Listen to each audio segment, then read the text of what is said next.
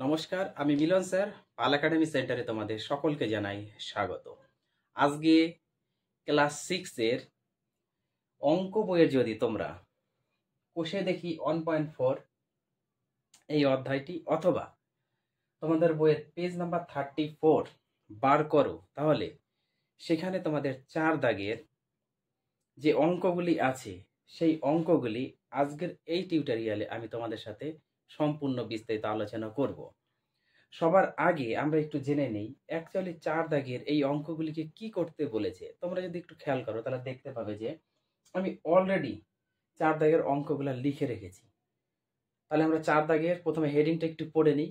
কি করতে বলেছে দেখো, বলেছে যে দশমিক ভগ্নাংশগুলিকে সামান্য ভগ্নাংশে লিখতে বলেছে। তার মানে এই যে A B C D E 5টি অঙ্ক আছে, এই 5টি অঙ্ক প্রত্যেকটাতে দশমিক আছে। এখন এই দশমিক গুলিকে আমাদের সামান্য ভগ্নাংশে লিখতে হবে। এর আগে আমি তোমাদের এই অধ্যায়ের 3 দাগের একটি ক্লাস আপডেট দিয়েছি, যারা দেখোনি একটু দেখবা। কারণ 3 দাগের যে অঙ্কগুলি আছে সেখানেও তোমাদের অ্যাকচুয়ালি এই পয়েন্ট বা দশমিক বিন্দু রিলেটেডই সেই একটা আমি ক্লাস আপডেট দিয়েছি এবং সেখানে বুঝিয়েছি আমি একক, দশক, শতক, হাজার, অযুত, লক্ষ, নিযুত, কোটি তোমরা সকলেই করেছে ছোটবেলাতে। একক থেকে যদি আমরা বাঁ দিকে আসি তখন আমাদের এই সংখ্যাগুলো অ্যাকচুয়ালি হয় একক, দশক, শতক, হাজার, এইভাবে আমাদের এগোতে থাকে। আর যখন আমরা ডান দিকে যাব মানে এক ঘর গেলে, এককের পরে এক ঘর গেলে সেটা হচ্ছে দশমাংশ হয়ে যায়। তার মানে একটা পয়েন্ট থাকলে আমাদের দশমাংশ, যখন দুটো পয়েন্ট থাকবে তখন আমরা বলি হচ্ছে শতাংশ বা শতমাংশ আমরা বলে থাকি। যখন 3টে আমাদের পয়েন্ট থাকে তখন সেটাকে বলে হচ্ছে সহস্রাংশ। তার মানে আমাদের প্রথম যে এ নাম্বার অঙ্কটি আছে, একটু এবার খেয়াল করো, এ নাম্বার যে অঙ্কটি আছে কত আছে দেখো, 0.3, তাই না? 0.3, তার মানে কি এক ঘর পরে আছে। তাহলে এক ঘর পরে পয়েন্ট মানে আমরা সবসময় কি বলবো, সেটাকে দশমাংশ। যদি 2 ঘর থাকে তাহলে সেটাকে আমরা বলি শতাংশ, 3 ঘর থাকলে সহস্রাংশ। যদি এইভাবে মনে রাখতে পারো তো খুবই ভালো, আর যদি মনে না রাখতে পারো তাহলে এই দশমিক বিন্দু ওঠানোর প্রসেস হচ্ছে তোমাদের এই বিন্দুটা উঠে গেল, সব সময় নিচে 1 হবে সব সময়।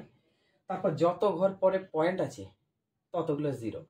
দেখো এক ঘর পরে পয়েন্ট না, এক ঘর, সবসময় আমরা বাঁ দিক থেকে ডান দিকে ঢুকবো, তাহলে বাঁ দিকে হচ্ছে 3। এবার ডান দিকে যদি এগোই তাহলে এক ঘর পরে পয়েন্ট মানে 1 তো হবে সবসময়, প্রত্যেকটি অঙ্কের ক্ষেত্রে 1 হবে। তারপরে যত ঘর পরে পয়েন্ট আছে ততগুলো 0। তাহলে এক ঘর পরে পয়েন্ট আছে মানে এই হয়ে গেল 0। তার মানে কি এক ঘর পরে যদি পয়েন্ট থাকে আমরা বলি না দশমাংশ। দেখো এখানে কিন্তু 10 এসেছে মানে দশমাংশ। তার মানে এই এ নাম্বারের অ্যান্সার ইকুয়াল টু এই 0 তো উপরে আর কোনো ভ্যালু নেই, তার মানে 3/10, তার মানে 3/10 হচ্ছে আমাদের অ্যান্সার। এবার যদি আমরা বি নাম্বার অঙ্কটা করি, দেখো বি নাম্বার আছে 0.21। 2 ঘর পরে পয়েন্ট থাকলে আমরা কি বলি শতাংশ, তাই না?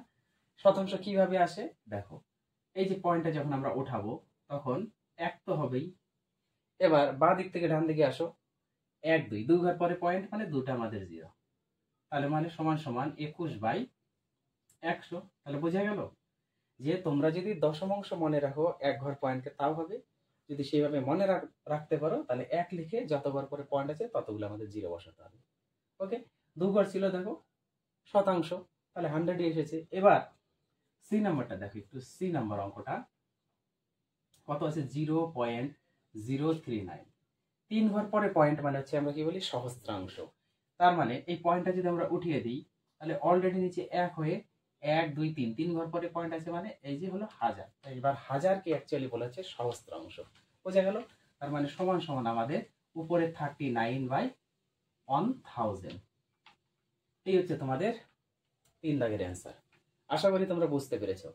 এইবার ডি নাম্বারে যে অঙ্কটি আছে সেটা দেখো, ডি নাম্বারে আমাদের কত আছে 5.4, তাই না? তার মানে এক ঘর পরে পয়েন্ট আছে, তাহলে অবশ্যই দশমাংশ হবে, 1 লিখে একটা 0। ওকে, তার মানে এটা হলো আমাদের 54/10। এটাকে যদি আমরা একটু ভাগ করি, 54কে যদি একটু ভাগ করি, 5 10 50 বিয়োগ করলে 4, তাহলে আমরা এটা এইভাবে রাখি। ওকে, ভগ্নাংশে পূর্ণাঙ্ক আকারে ভগ্নাংশে রাখি। তাহলে 4টা উপরে যায় আর 10টা নিচে আসে। তার মানে কি, ভাগশেষ যেটা, ভাগশেষ সবসময় উপরে যায় এবং যা দিয়ে ভাগ করলাম সেটা নিচে আসে। তার মানে 5 পূর্ণাঙ্ক 4/10। ওকে, তার মানে 54/10 মিনস 5 পূর্ণাঙ্ক 4/10। এই হচ্ছে তোমাদের অ্যান্সার।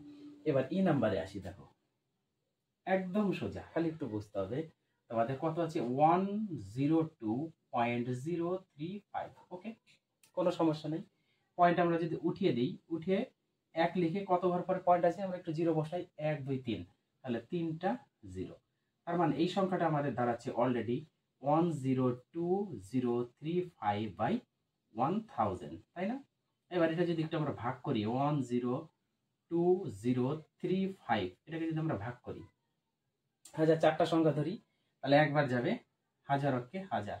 ওকে, বিয়োগ করে দিই, 0 2, একটা সংখ্যা নামাই, 203 ছোট আর হাজার আমাদের বড় যাবে না। আবার দুটো সংখ্যা একবারে নামে না, তার মানে আমাদের এখানে একটা জিরো নিয়ে এই সংখ্যাটা আমাদের নামাতে হবে, 5 নামাতে হবে। এবার 2বার যাবে, কারণ 2000 অক্ষে 2000। ওকে, এই হলো বাই 35। তার মানে বিয়োগ করলে 35, তার মানে 102 পূর্ণাঙ্ক 35 যাবে উপরে আর 1000 আসবে আমাদের নিচে। এই হচ্ছে তোমাদের A B C D E 5টা অঙ্কের সমাধান। তোমরা 1 নাম্বার টিউটোরিয়ালটা একটু কেউ যদি খেয়াল করো, তাহলে আজকের এই যে 4 দাগের দশমিক ভগ্নাংশগুলিকে যে সামান্য ভগ্নাংশ লিখতে বলেছে, কোনো সমস্যাই হবে না, একদম সিম্পল, একদম জলের মতো পরিষ্কার হয়ে যাবে। শুধু পার্ট 1 এর ভিডিওটা দেখো। ওকে, তাহলে এই ছিল হচ্ছে আজকে তোমাদের এই অঙ্কগুলি। আবার দেখা হবে তোমাদের সাথে পরবর্তী পার্ট নিয়ে। তাহলে আজকের মতো এখানেই